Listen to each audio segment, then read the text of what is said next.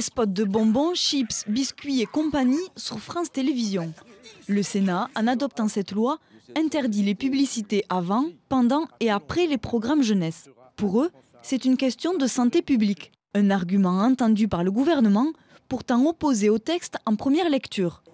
On pouvait craindre qu'une mesure telle que l'interdiction prévue par la proposition de loi, qui n'avait alors pas été anticipée dans la première lecture, puisse fragiliser la situation financière déjà dégradée de France Télévisions.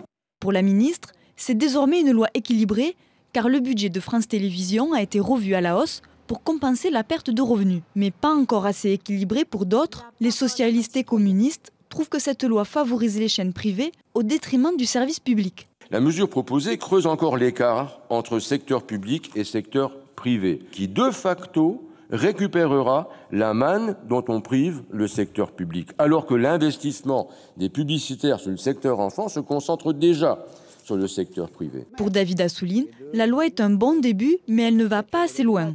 On les met devant un téléviseur sanctuarisé, France Télévisions, il n'y a pas de publicité jeunesse, mais en même temps, et vous le savez, ils regardent leur tablette, et ils sont sur YouTube, et ils ont les messages destinés à la jeunesse qui sont aucun contrôle sur le net, aucun contrôle. La France n'est pas une pionnière. En Suède, Norvège et Finlande, le régime est strict. Pas une publicité sur les plages horaires des programmes jeunesse dans le secteur public et privé.